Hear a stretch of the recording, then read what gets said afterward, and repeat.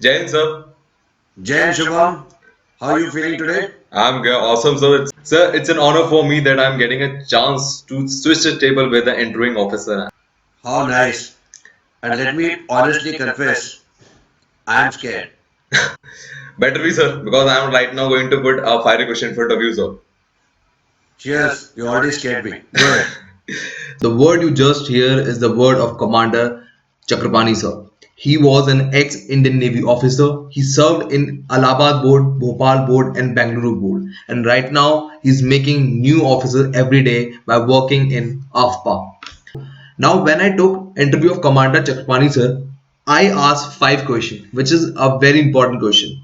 First, I asked how a natural personality is the key to get success in SSB and get recommended. And he told the natural personality is the best personality.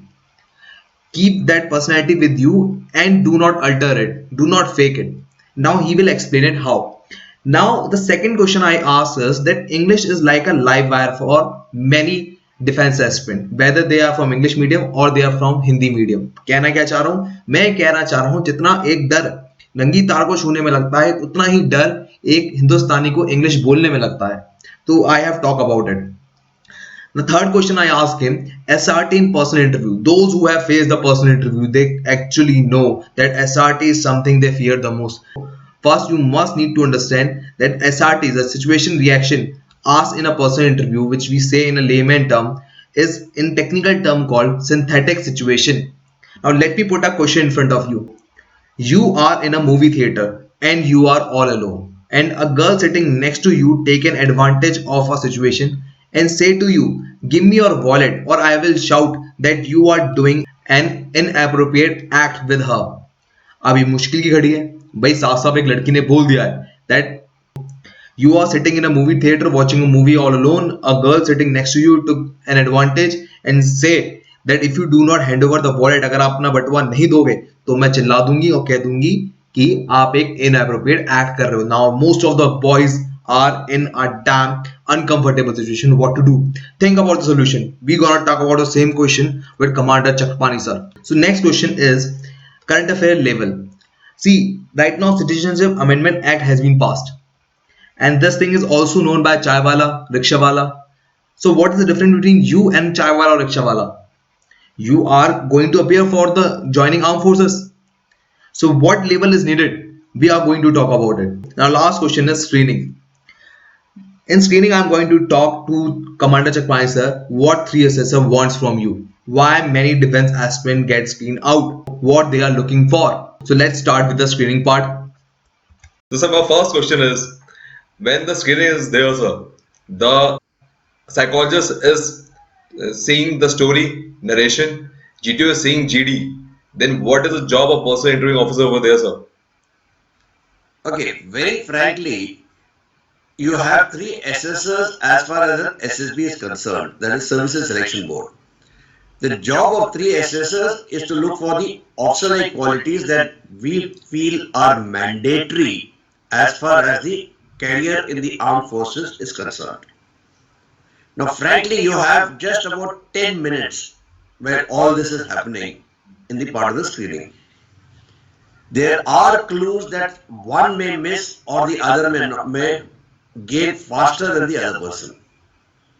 Therefore, it gives an opportunity to position all three assessors together at one time at one place to assess the 10 or 12 prospective candidates together when they are as a part of the screening. That is the reason why we have all three together at that point in time. Out here, the objective always remains to see, is there a spark? Is there something why we must retain this person for as long as 4 days, or should we just let him go then? In the good old days, about 40 years back, there was no screening. Now the number of people that come are so large that you have to have a screening, otherwise you'll never be done with the interviews. Okay.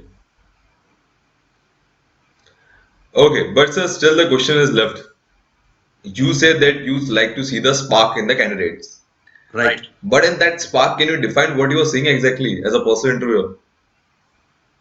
Okay, you are seeing how he is reacting with. Actually, the same spark is looked at by all the three people. Let me be Okay. honest. You are trying to see how does he fit into a group. Because frankly, army is a group, is a team.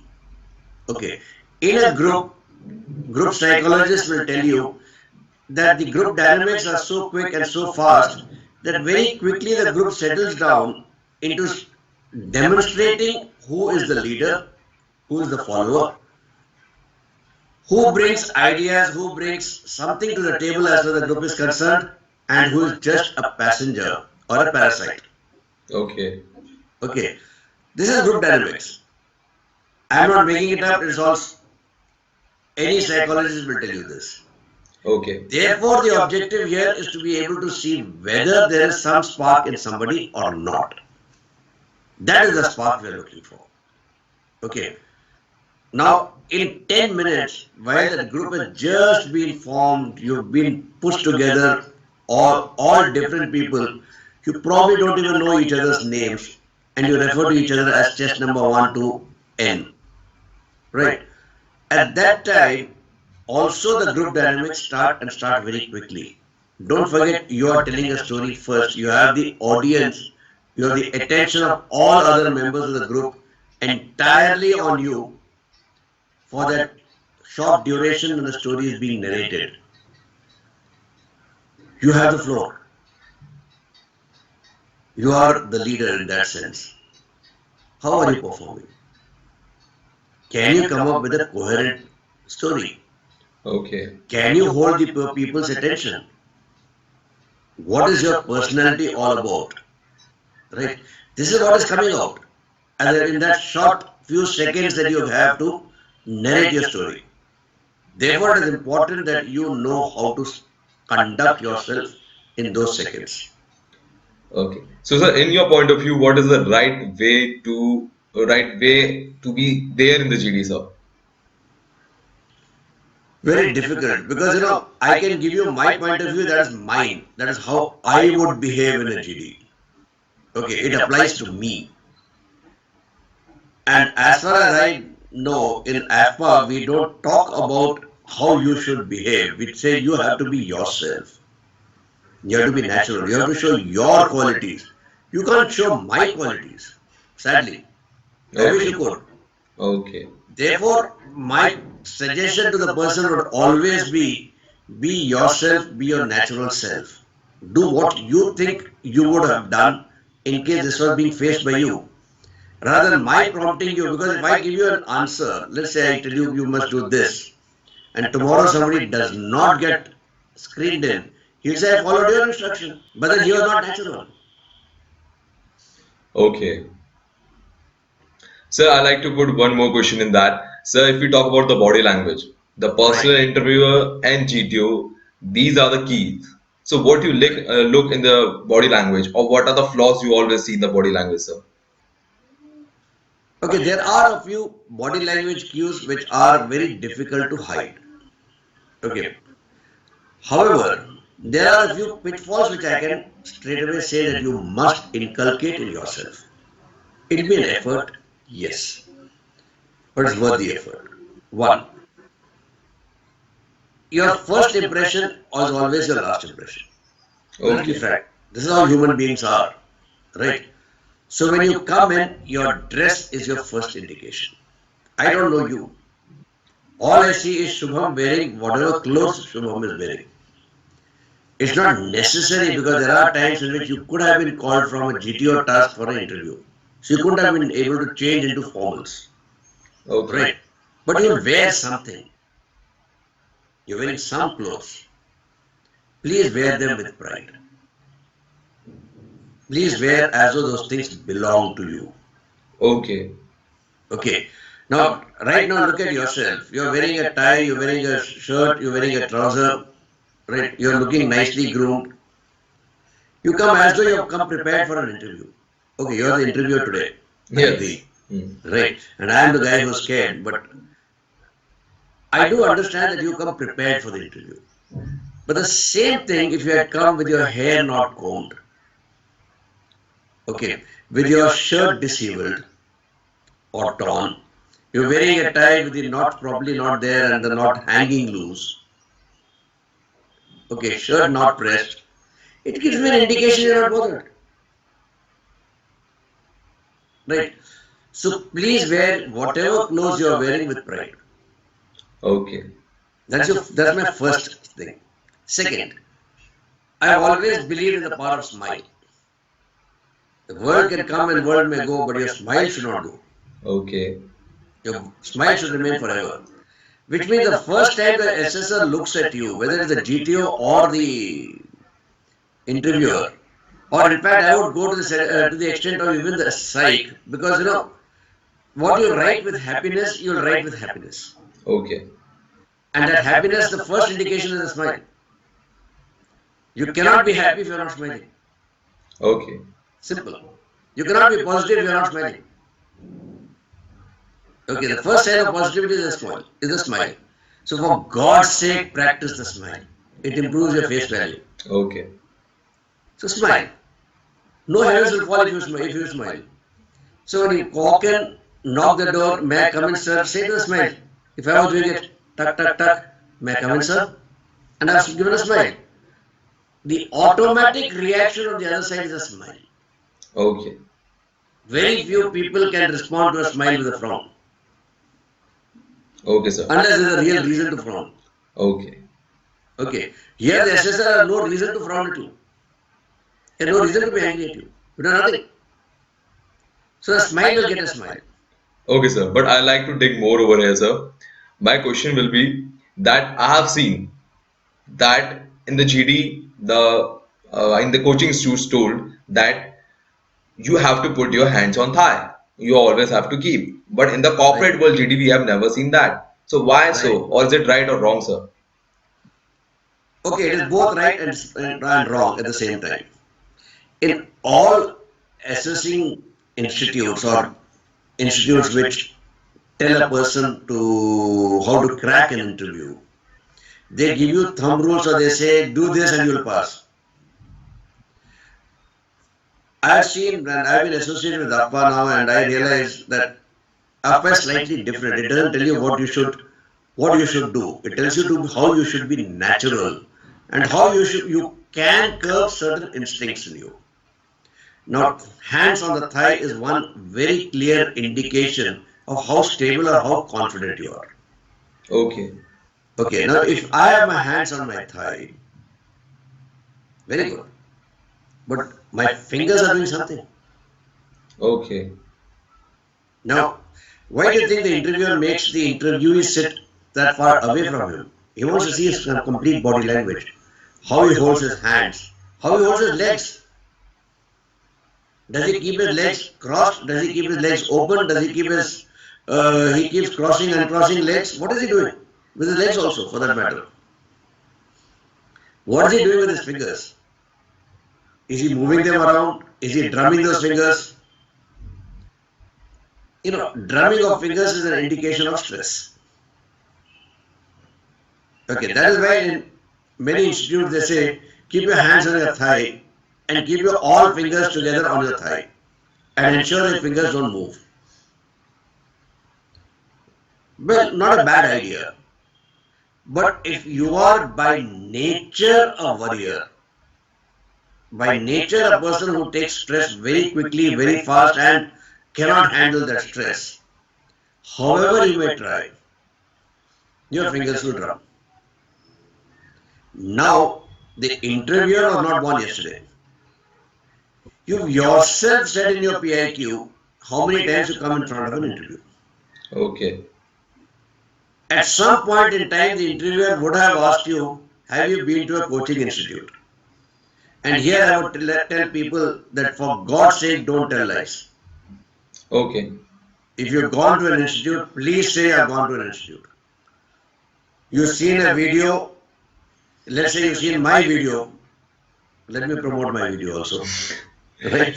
So let's say you've seen my video and say, sir, I saw Chak's video and he said very clearly that you should keep your hands on your thigh. Please, for God's sake, say it. No harm done. It only shows how interested or how keen you are. It shows you in a positive light, not a negative light. Okay, so that's fine. Now, if you have yourself said that you have gone to an institute, you practiced, you done whatever, and yet you are drumming, shows your stress, Okay. right? You'll be surprised how easy it is to gauge at times lies.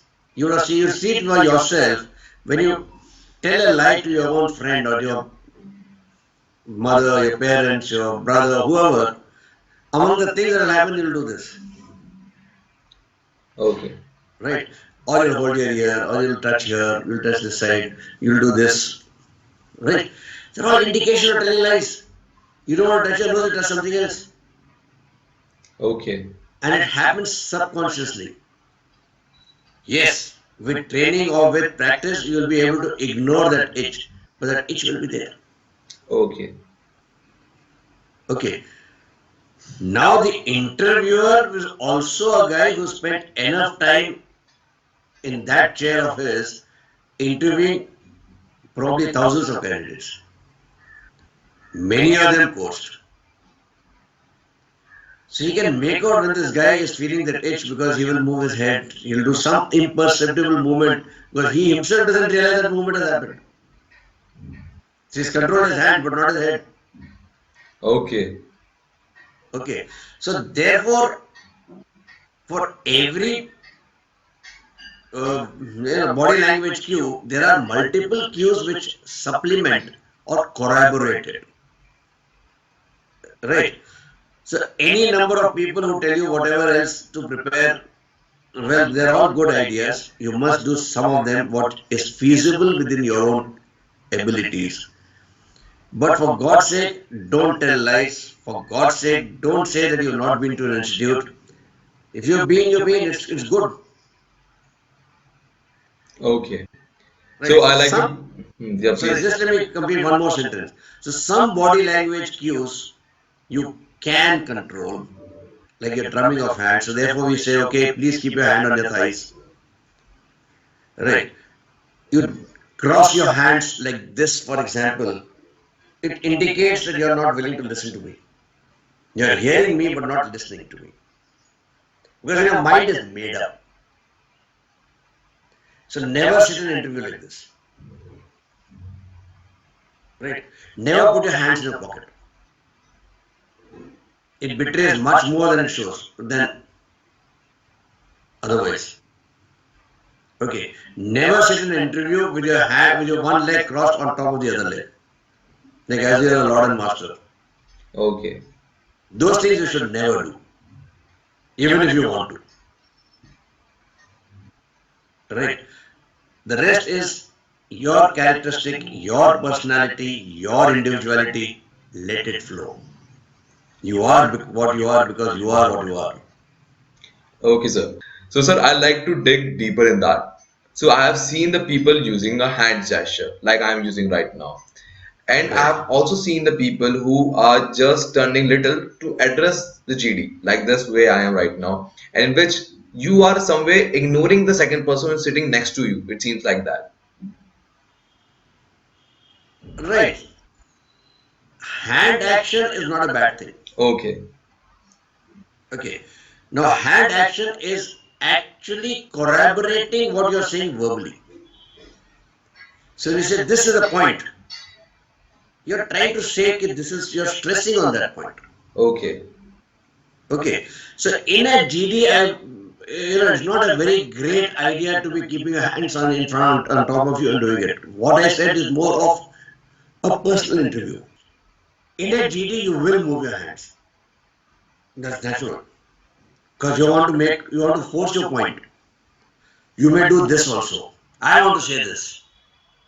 Okay. You're trying to be aggressive or you're trying to be more, well, I won't say aggressive. It's like saying more keen, more enthusiastic about something. So a GD visual cues, your body language cues are different than the body language cues that one would be picking up in an interview, in a face-to-face interview. Okay. Hands and thighs is more relevant for a face-to-face interview. Okay. Right. In a GD, if you have to use your body language, please do so.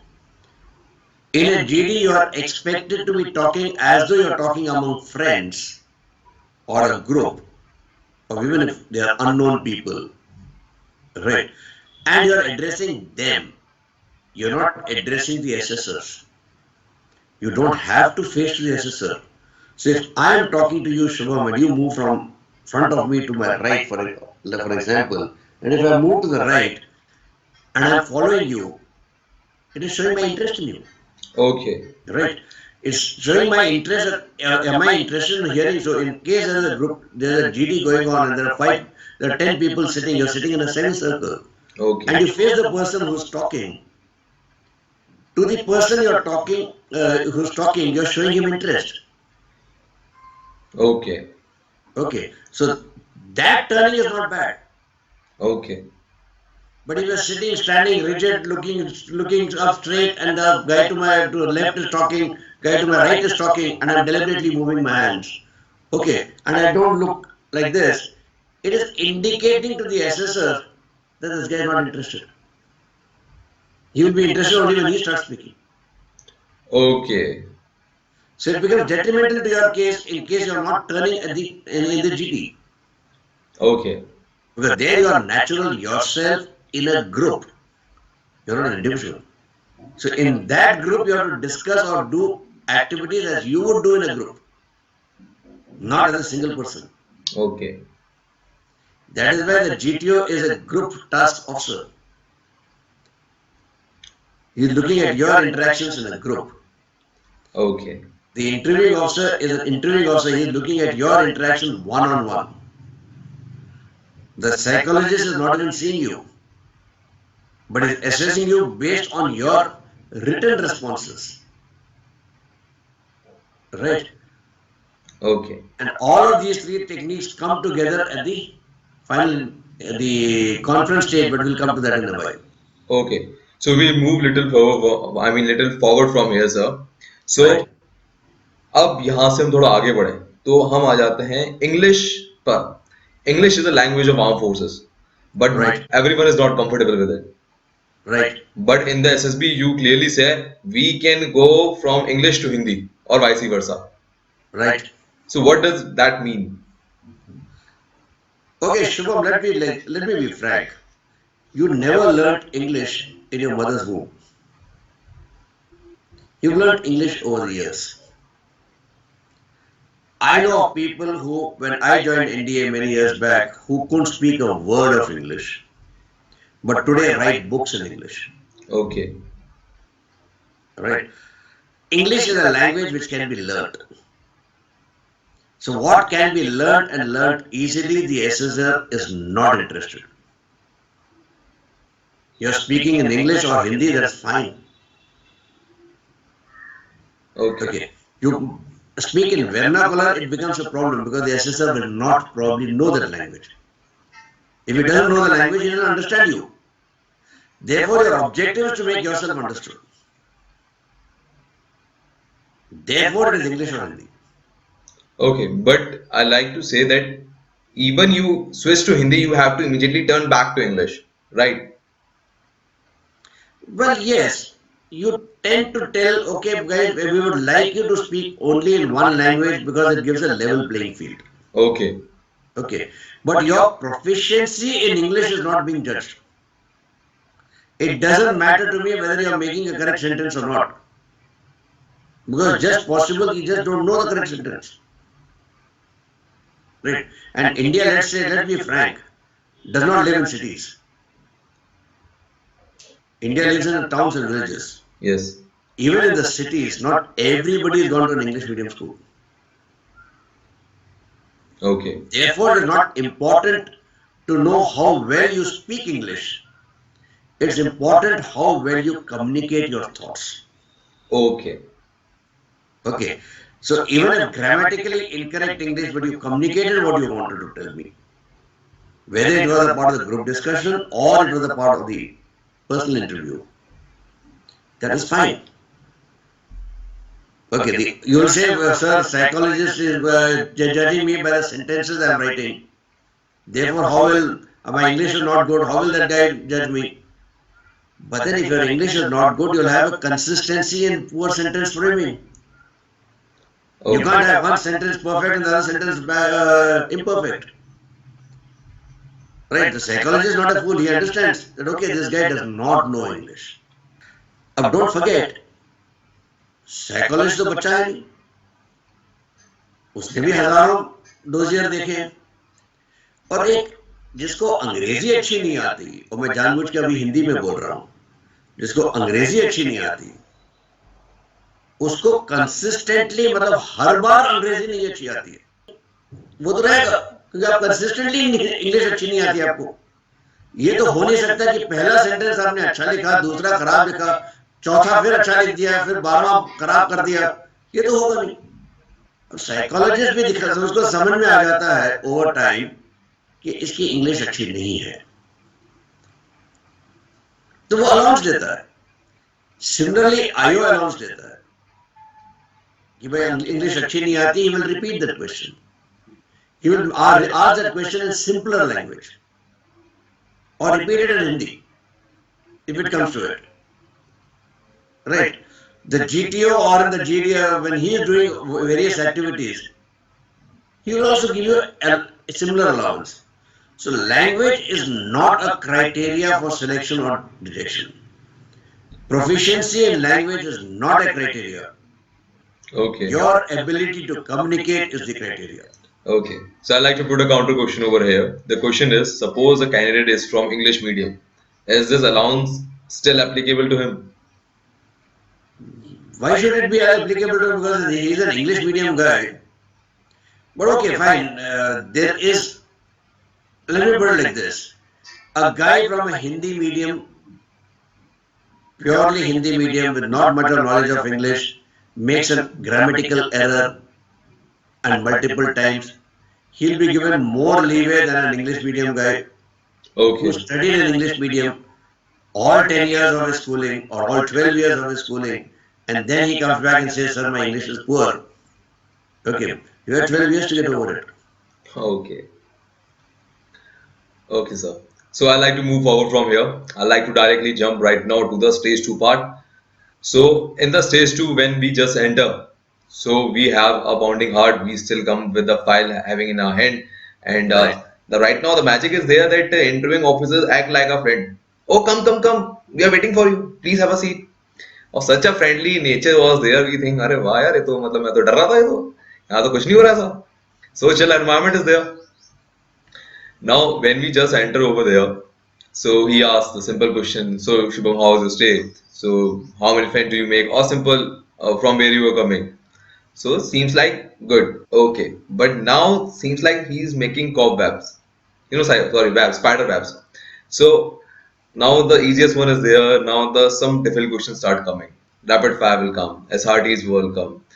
Current affair will come. And there were time when he is not able to answer, the counter question will start coming. तो seem like कि यार पहले तो आपने अच्छा हो गया, अभी उसको पूरा घेरे में हो गया, चक्रव्यूह में हो गया वो बेचारा. चलिए इसको थोड़ा डिटेल में कर देते हैं. So once I enter, introduction has happened. So the first thing which happen is the rapid fire. So in the rapid fire, the series of questions is being asked. I like to put one example in front of you so that our viewers can understand.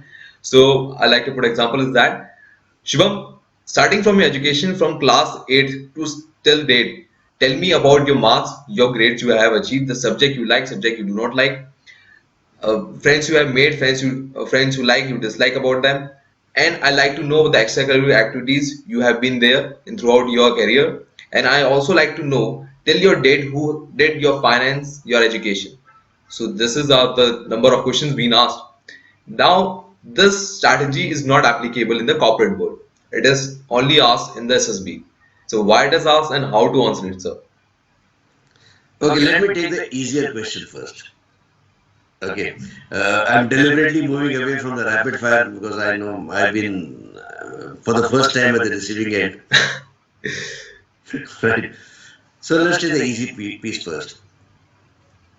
The qualities that are required for a corporate are different than the qualities that are required for the officer of the armed forces. In the corporate world, you generally have a reasonably relaxed environment and you will get stimulus of one type only. It's rare to get multiple stimulus at the same time demanding same attention and demanding you to shift your frame from one to the other.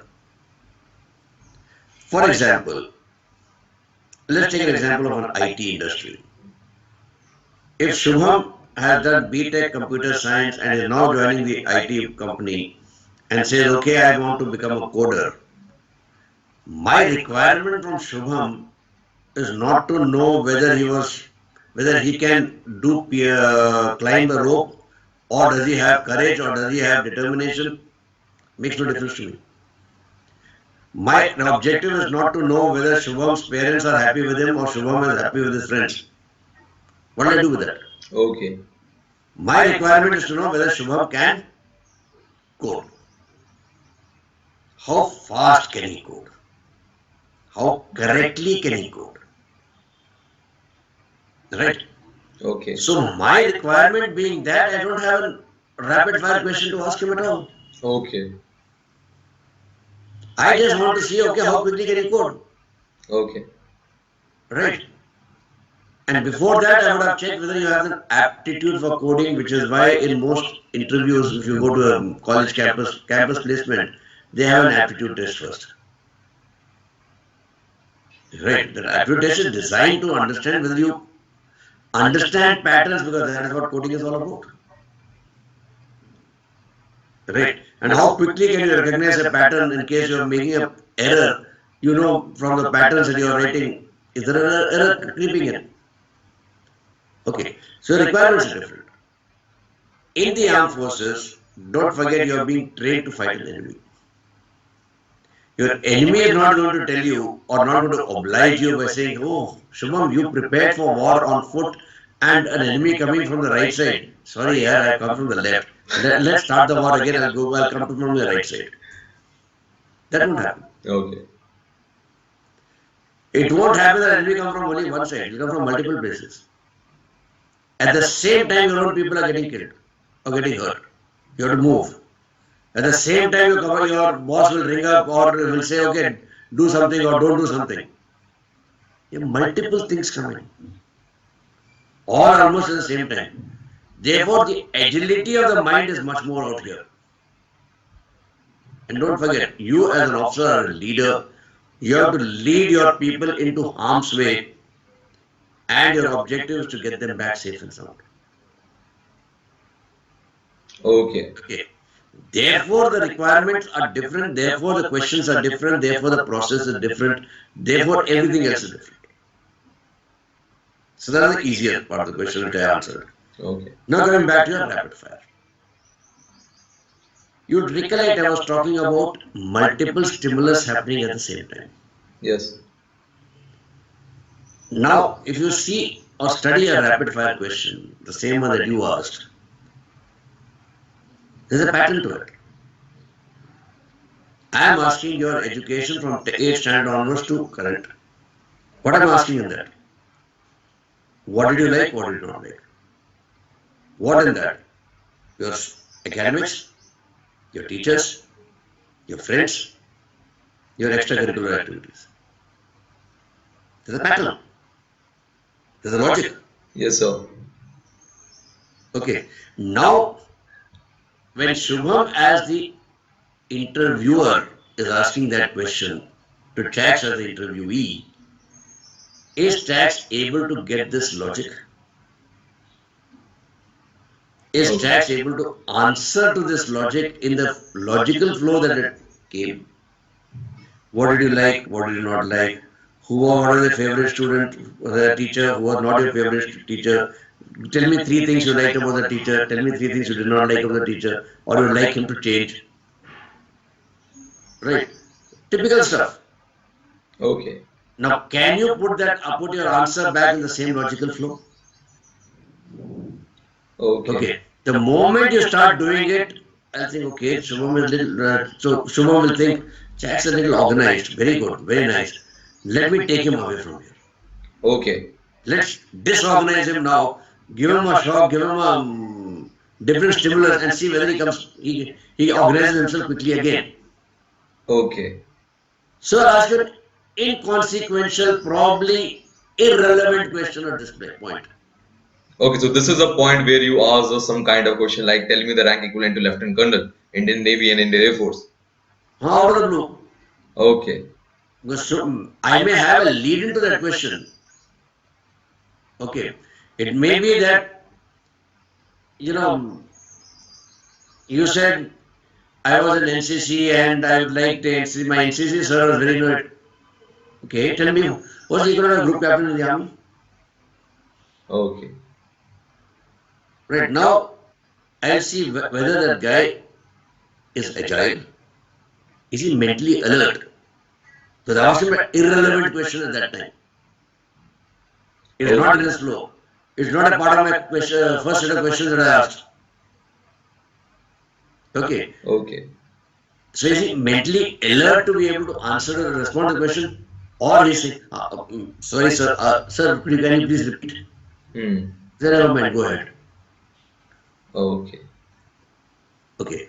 Now you make one mistake, it doesn't mean that your career is sealed or your interview is sealed. Okay. Okay. You will get multiple chances to show that no, you're mentally alert. Okay. It's just one place, happens to anybody. Okay, so as somebody said, once is a happenstance, it happens. Two is a coincidence. Third is nature. But that's what you are. Okay. If you keep doing the same thing again and again and again and again, that's an intrinsic nature. But you make an error once or twice, it doesn't make a difference. Nobody bothers. Sir, up to here, I understand that if you in the flow of rapid fire and some question has been asked, you have to answer it, then again come back to the same format of the question which were earlier asked. You have to keep in your head. Normally in the coaching, what happens? The answers were given exact what to say in the SSB. But in your case, I come to know AFPA that you do not tell the exact answer. You just give a feedback in what is right and what is wrong. Why so? In AFPA, we seriously believe that the candidate's personality cannot be coached or cannot be changed. It is the candidate's personality. It is unique to him and he should blossom as he is. He cannot masquerade as somebody else. Okay. If he masquerades as somebody else, then he is doing himself injustice. Everything else comes later. Therefore, in AFPA, we believe that the candidate has got his unique personality which should blossom. Okay. I'd like to ask one more question over here from your experience of AFPA and serving in SSB board. So the question is the very basic question that sometime assessor after just entering the room asks, tell me about yourself. Now he's very confused. Suppose he took the coaching. Now he's utterly confused because in all the rapid fire questions, he going to ask, tell me about yourself in the different rapid fire format. If he answer that, then also it's a problem in his tell me about yourself. If you do not answer, then the answer is lack is empty. Then what to answer, what not to answer, sir? Okay. Now, tell me about yourself is generally a question asked, like you said very correctly, right in the beginning. Now, frankly speaking, what is the simplest question for Shubham to answer? About himself. With no structure, with no this thing. Shubham, tell me about yourself. Shubham will say something. Okay, the objective here is not to know Shubham. Now, let me tell you an honest fact. This is my own experience. When I walk into a strange room or a strange place where I'm not used to, and don't forget that interview room for every candidate who walks in is a strange room. It's generally a well-lit place. It's generally big. It has a table, it has a chair, it has one chair put 6, 7, 8, 10 feet away. That's the only chair which is there for the candidate. He's intimidated. Okay. It's designed to be intimidating. Now, how do you put the candidate at ease? And what is the biggest scare of this candidate now? For me, my biggest scare always when I open my mouth in a strange place is the sound of my voice. My voice, you think of it yourself, your own voice in a room, in a bathroom, in a kitchen sounds slightly different. However marginal it may be different, it is different. In an empty room where there's nothing else, the silence by and large, your own voice can be scary. Okay. My voice to me is scary when I'm addressing people or I'm in a room, wherever. It is scary. So the best way to get a candidate to ease and get his brain relaxed is to ask very, very simple questions. A question where he can't make a mistake. If Shubham has, you'll recollect most of the questions. Okay, Shubham, how's been the day today? Shubham, tell me about your journey. Where did you come from? Shubham knows he came from Pune. Shubham knows he came to Hyderabad. Let's say you come to Hyderabad by train. That fact is not changing. Right? That's a simple question to answer. But Shubham has got over that initial fear in answering that question of the voice or sound of his voice. He's got over the initial tongue tightness कि अब मैं क्या करूं. Okay. He started relaxing. That relaxing is the objective of the interview also. Okay. I want Shubham relaxed when he starts answering my questions to him. So in that 40-45 minute interview, the first 2-3 minutes are always to put the candidate at in a relaxed state. In a state in which he must feel that the person in front of me is genuinely interested in me. And he's on my side. He's my friend. That is the objective. Okay. And therefore are these simple questions. Okay. I am not sure you should prepare for this question, but you should. Anybody and everybody knows who he is. Okay. Okay. But my suggestion out here would be, please for God's sake, don't start, sir, my name is Shubham. Okay. That I know. I've said, Shubham, tell me about yourself. So I know your name is Shubham. Okay. Okay, so you can start with whichever way you like. You can do it in any form you like, whichever language you like, whichever order you like. There is no set order because you are talking about yourself. Okay, sir. So I like to go a little forward from here, sir. So we have talked about the rapid fire. We talk about the introduction. We have talked about the question which been asked between the rapid fire. But right now, the situation comes according to the entry. Whether it is technical entry, whether it is JAG entry, whether it is ND entry, you going to ask certain questions which are knowledge based. Right. Whether so, tell me the Newton's law, or tell me the what is Bernoulli's principle. If he is from law entry, you will surely ask some questions which is very basic in the nature of law. So what in your head to ask, because they are extremely too basic, and कहते हैं ना googly ball सबसे मुश्किल होती है खेलनी. Yeah, actually, you're right. Let me put it frankly. You're not come to the interview for having a good time.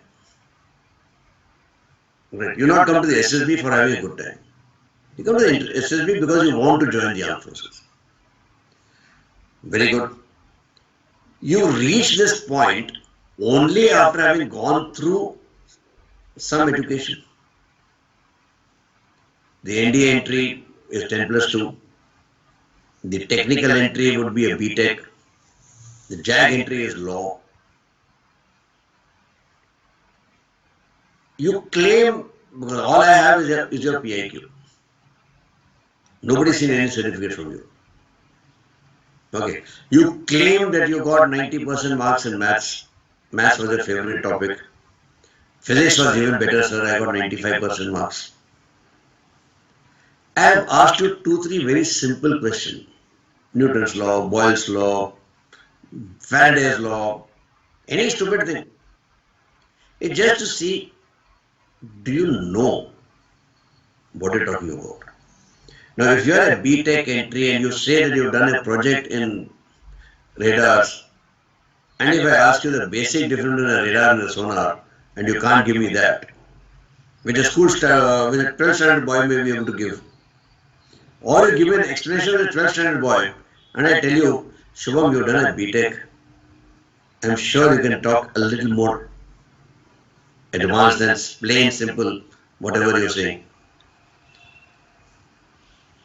You wouldn't have been going for an interview with an Infosys or a TCS or a Google or whatever without having prepared whatever you're there. Correct. So why should you not be preparing here? Okay. Right. So you must know your specialization. You're in that stream because of your specialization. Okay. So you can't say that you're a law graduate but you don't know basic constitutional law, or you don't know the difference in criminal law and civil law. Okay. So a man or woman both should prepare with some googly basic questions which surely going to be asked. So Correct. if we go beyond this, then the situations come when sometimes feel that assessor is looking to check something, and that check is come by putting some SRT in interview. Right. So what is the reason, and can you put some examples, sir? Look, it's simple. How do I gauge somebody's reaction to stress or somebody's ability to manage stress? I'm gauging it by putting multiple rapid fire questions. I'm gauging it by taking him away in that rapid fire question. I'm gauging him by questioning his theories or questioning whatever he's saying. Like for example, let's do a very basic thing. I ask you who was the first president of India. So answer is the Rajendra Prasad. Are you sure? Yes, I am. Okay, so if you are sure, you said. If somebody else could have said, uh, actually, sir, I think, sir. Okay. Right? So now what has happened? You were sure of your answer. Your answer was right. But the moment I questioned you, you said, "No, my answer is wrong." Why? Okay. Right. So now when the candidate starts giving conflicting indications of certain qualities, how do I confirm one way or the other? I can't put Shubham into a real life situation and tell him do this because I can't. Therefore, I'll put a synthetic situation. Okay. Okay. And I tell Shubham, okay, something like this has happened. It won't be very different from what Shubham is normally used to. So that is where the interviewer's skill comes into picture. Right? How much familiarity with that situation do I want Shubham to have? Now, for example, it's very difficult to gauge courage. Right? Hmm. But I can put Shubham into a question and say, okay, Shubham, you said you go to movies, right? Yes, sir. Yeah. What is the last movie you went? Well, I went to Made in China, sir. Made in China. Hmm. Excellent. So, Shubham, did you go to a theater or did you see it in the open air or in a friend's house? It's a theater, sir. Theater. Excellent. So, Shubham, let's say you and four of your friends are going to a movie. There's a sequel to Made in China called Made in China Part 2. Okay, the same actors are there and you're very excited about this movie. So, you walk into the theater and you find that there are four seats, but they're not together. What will you do? So we will sit, we enjoy the movie, and in the break time we will meet again. Okay. So now, Shubham, you've got one ticket, your friends are sitting somewhere or in the movie hall. You go there and you're sat down and you look to the right and left, and to the left you see a very pretty young lady. Okay. So you look at her and you smile. She also smiles, gives you a nice smile. You give a nice smile. You sit down, nod to each other. And down the movie, in a little time, you find her hand is touching your hand. What do you do? So I will remove my hand over there. It's not gentle to put. Maybe it's a mistake from her side, but I should not continue the mistake from my side. Okay, so you removed your hand and you put it on your thigh. Okay. Now you put it on your thigh. Yes. Okay. Now this lady's hand is not touching your hand, it's on your thigh. What do you do? Sir, I took my hand and remove his hand. I mean, remove her hand from my thigh. Okay, you've done that. Now she puts her hand again on your hand and whispers into your ears, quietly give me your wallet or I am going to scream that you are done untoward movements with me. No. Sir, I will gently say कि I don't care what you like to say. Say it much louder. Even the theater can hear it. Because I know what kind of attitude I have. I know I will never do it. Okay, fine. So just take this kind of response from you. It is indicating that Shubham is okay, has some courage. Okay, but is this courage foolhardiness or is it out of logic? Okay. I don't know yet. I still don't know. So therefore, I can build this situation. I can take the situation to any level. Because I am the creator, Okay. right? But as I put more stress onto Shubham and keep building the situation, at some point Shubham may start feeling, यार मुझे तो मालूम नहीं क्या करूं, right? Ji. Or he will have a logical answer to give to whatever question I say. For example, if I had built a situation up and said, Shubham, that girl is now shouting, and there are 10 people who come who are trying to surround you, and they're going to beat you up. Shubham would come back and say, sir, I know they're there. I will also raise my voice and I'll tell them I have done nothing. And if you have a doubt, please ask the theatre manager to get his CCTV camera. The camera will show what is दूध का दूध पानी का पानी. So there's a logic. You can say, sir, don't forget I have 3 of my friends. They're also strong guys like me. We are not going to get caught down by just because somebody is making a noise. And I have support. My friends are there. Okay. There's a logic. Right? But if Shubham says, yes, sir, मैं तो सब कुछ कर सकता हूँ, मैं तो अमिताभ बच्चन और धर्मेंद्र rolled in one हूँ. I will beat that person up, whoever comes close to me. Now you're being foolish. Okay.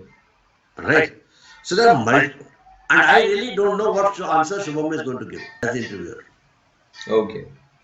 Whatever answer Shubham gives is the answer which I will use for my next question. Okay, sir. I understood that part. So therefore, that synthetic test situation is just a synthetic situation. It has to be read only as a synthetic situation because some things I cannot check or some things I need confirmation. One way or the other, because as a part of the interview, Shubham has given me conflicting answers. Okay. So clarifying my mind. Okay. So I like to go deeper in that more format, sir. Now the part where we come to know current affairs. We know that SSB is not a knowledge-based test, but still your current affairs being asked. So what level you were expecting? Because I suppose I say कि भाई citizen amendment bill pass हुआ है, तो ये तो चाय वाले को भी पता होगा, ये रिक्शे वाले को भी पता होगा. So what level you were expecting? Look at the expectation is based on what is Shubham's background. Okay. Now and what is Shubham's age? What is the entry? My age is 23 and I am going from SC Tech entry, B-Tech entry. B-Tech entry, lovely. So now if you are a B-Tech entry, you are a 23-year-old guy.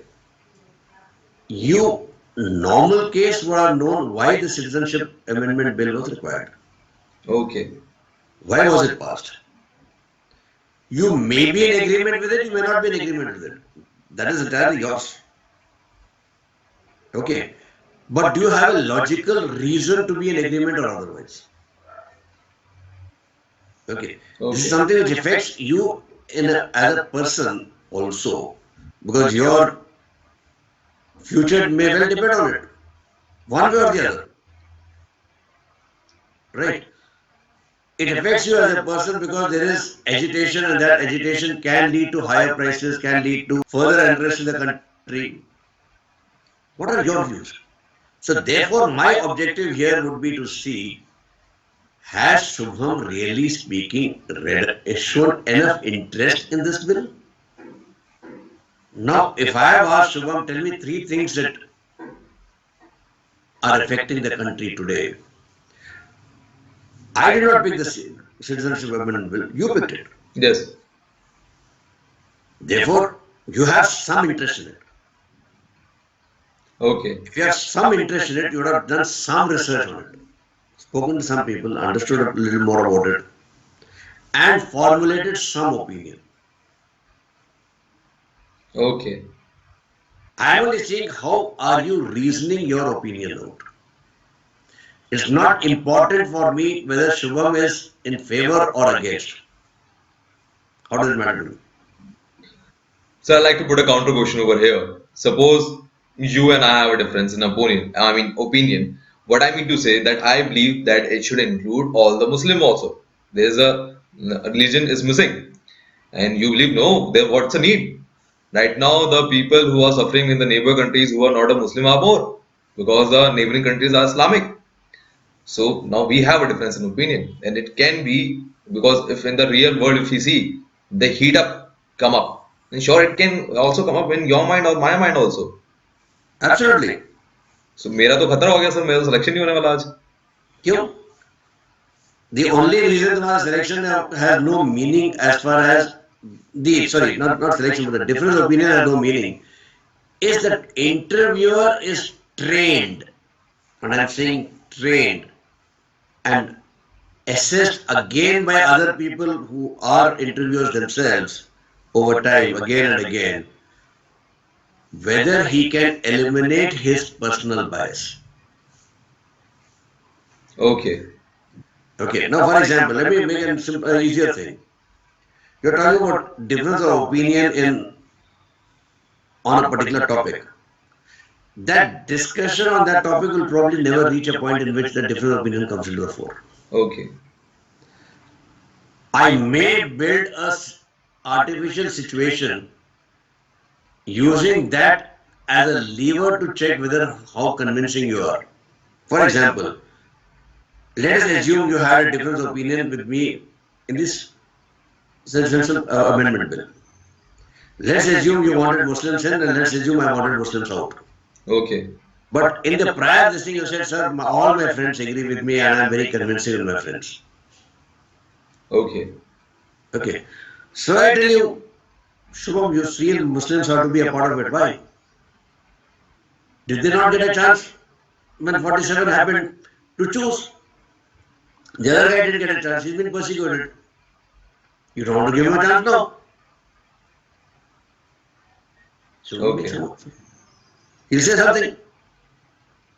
Okay, I will put you under more pressure. You'll say something more. But the objective here is to check how logically are you doing it, and are you convincing me enough? I'm a friend. You yourself said you are very convincing, and you convince friends with logic. Okay. See your logic. So I have used the same question to check out multiple things. Okay. And that's exactly what happens in an interview. Shubham tells me what he is. Shubham confirms to me what he is. And Shubham reconfirms to me what he is over a part of the interview. So as a part of this process where Shubham has confirmed, told me first, confirmed and reconfirmed, is what I call and what I propound in AFCAT as a tell me, tell me, tell me. Okay. Tell me who you are. Now tell me more about yourself. And now round up whatever you told me, just tell me again in a short time. Okay, so that's what has happened. You told me who you are at the part of the initial build-up and the first set of rapid fire. Okay. You told me more details about yourself when I kept asking you questions. and in your current affairs and the synthetic situation, you have summarized whatever you are. Okay. And in the final send off, we will I reconfirm all of that. So I've done all the process that in my mind, by the time I let you go after that 45 minutes, in my mind, I am very clear as to who or what Shubham actually is.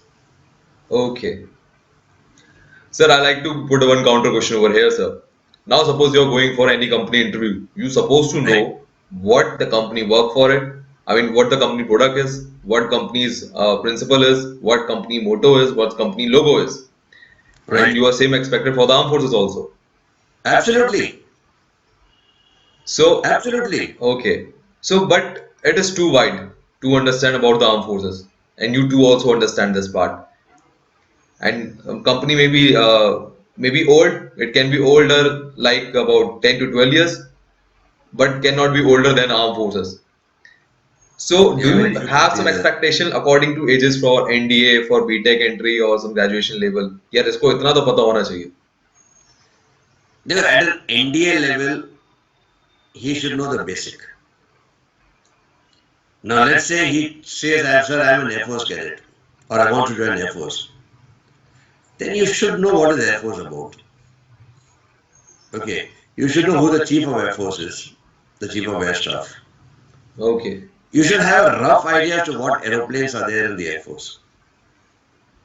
Okay. You should have a rough idea. It doesn't mean that you have to know everything. If I had to question and if I had to eliminate people basically on pure knowledge, you will find half the Air Force guys themselves getting eliminated. Okay. Okay. I've been a naval officer for decades, 2.5 decades. But am I current with everything in the Navy today? No. Okay. Therefore, that's not the objective. You must know some basic. You must know there is something called a fighter plane, there is something called a bomber, there is something called a transport, something called a helicopter. You must know basic difference between each of them. Some types of aeroplanes that are there with the Indian Air Force, which are in those category. If you are joining army, you must know some basic about what are the arms. That there is infantry, there is armored, right? There is signals, there is engineers. Very good. Some ideas to who does what. Okay. Something you would know. Now, if you are a BTech entry, you are now 4 years older. In NDA, you may or may not be so net savvy, computer savvy, Google savvy. But now, as BTech, you are all of them. Therefore, your interest must be demonstrated by your knowledge.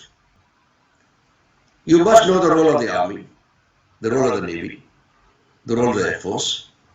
How do they act, react, interact with each other as a part of nation building, as a part of nation protection, as a part of keeping or safeguarding the country, and how do they play a role as even if it comes with foreign policy.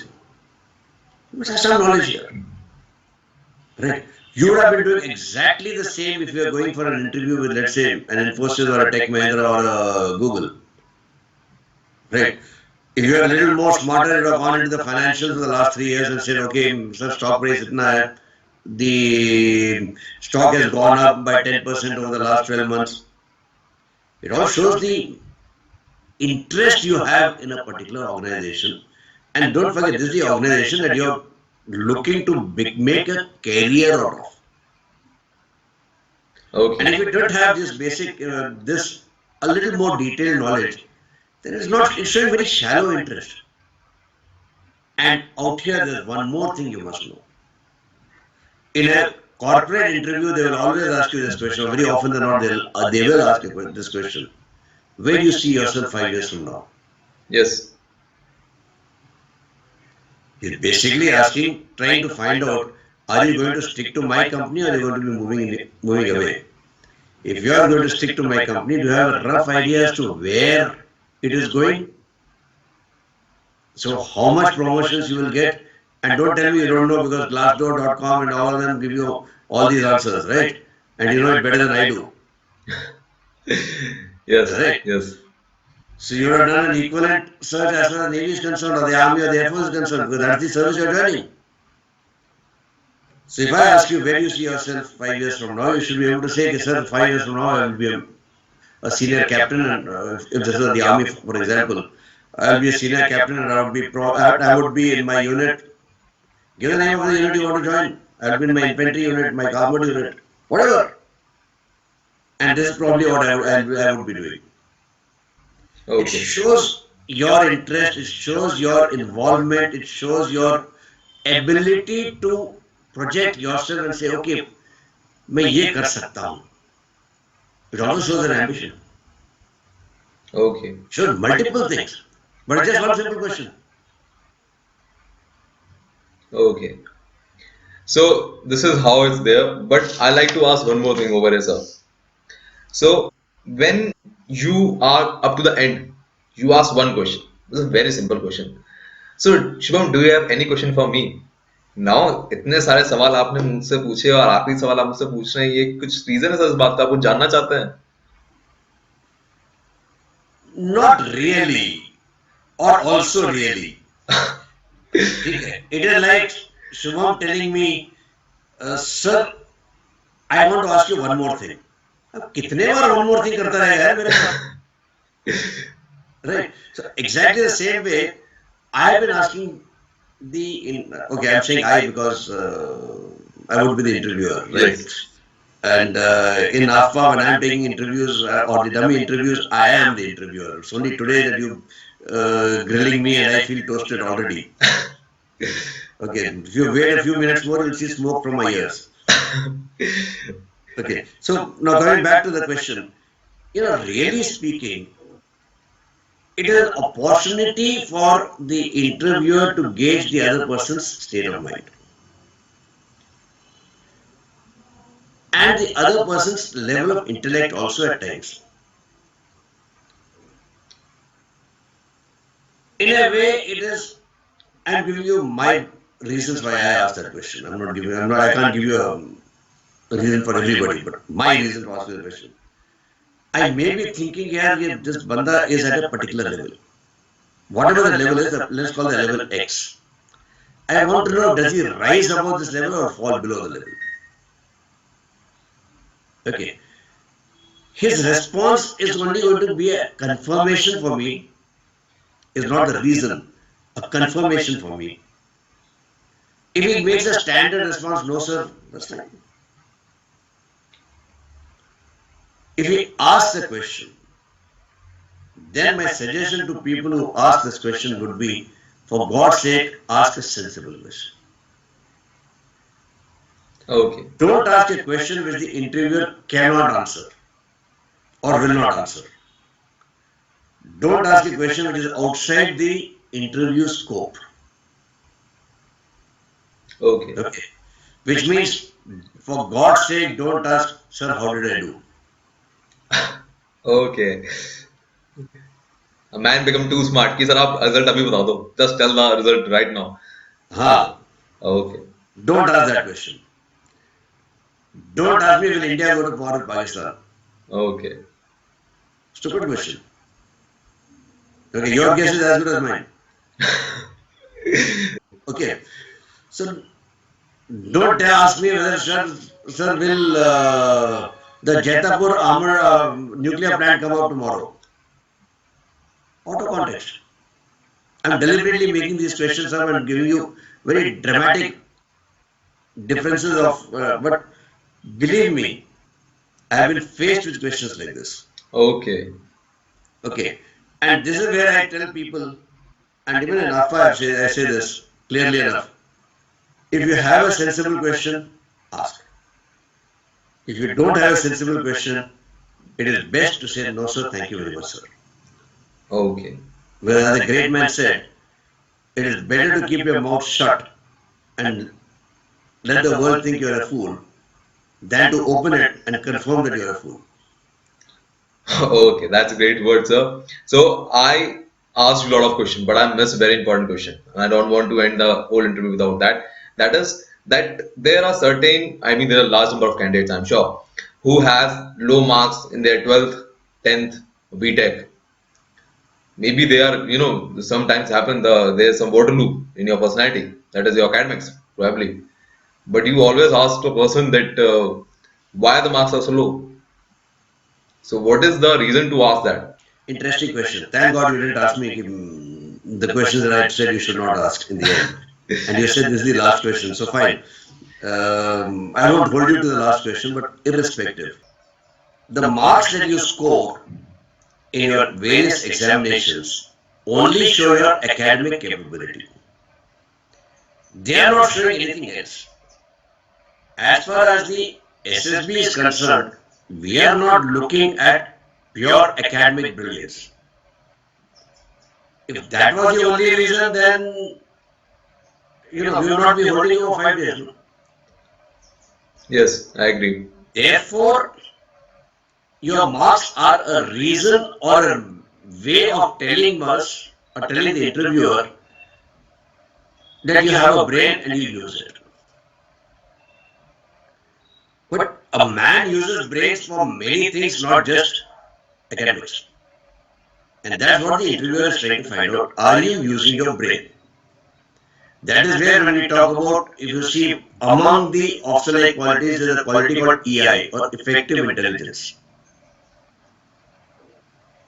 That is, given the brain that God has given you, how much of utilization of the brain you are doing, so that are you thinking and thinking logically and going beyond what 2 plus 2 is,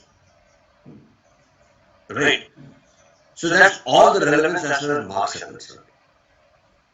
Some places I have seen with my own experience, both in AFCAT as well as in an SSB, somebody with very widely different marks. For example, I'll give you actually without names, but I'll tell you a true story of one of the candidates I remember and remember well. 90% in 10th standard. Okay. 58% in 12th. Okay. 80% in BTech. Got through. But when I asked him, he tell me, why did your marks fall to 58% in 12th? The reason he gave was very logical. You could identify with that reason, or you could say, हाँ इसकी वजह से हो सकता है. In his case, in quick succession, both his parents died. Okay. He was the eldest of the family. He now suddenly had to fend for his younger brother and sister. Obviously, he could study as much. Obviously, in the first couple of years of BTech also, he couldn't focus so much. He got his focus again. Okay. And he made up to 80% only. Okay. Yes. I can give you another example of one more candidate. 58% 10th standard. 65% 12th. 6.1 CGPA. BTech. Got through. Okay. Okay. Because while you are not academically brilliant, his brilliance lay elsewhere. His brilliance lay in how well or how intelligently he used whatever he had. His logic was fabulous. Excellent logical thinking. His awareness of what is happening around him was very good. He had an opinion and he could say why he has that opinion very nicely. Army doesn't need academic brilliance all the time. But it needs you to be aware. For the interviewer, your marks are not so relevant. Your consistency in thinking, your logic, your ability to reason out, your ability to influence people, your ability to do so many other things are relevant. And there could be very good reasons why your marks are low. Therefore, it's for the interviewee also to be able to say, sir, if I got 60 marks, 60% marks, it doesn't mean the world has come to an end. Okay. I am a good person to be selected. That's all there's to it. Okay. That's all, sir. Thank you for your all assistance. I hope this interview will benefit many of the defense aspirants. Jai Hind, sir. Jai and Shubham, I hope this does, and I hope to see many people from the world at large, from India at large, to come into the armed forces, give what they have to give to the armed forces, and all of us, the army, the navy, the air force, and the country as a whole, benefiting from their experience, from their capabilities, and their abilities. Thank you very much. I wish all the words came true, sir, and I wish you all the best for after too, sir. Thank you very much, Shubham. Jai Hind. जोश है हम में जान है और उमंगे है दिल में जवां क्या कहे तुमसे दोस्तों कि अब तो जाना है हमको कहाँ मैं उनको रोज सोचता हूँ मैं उनको रोज सोचता हूँ वो है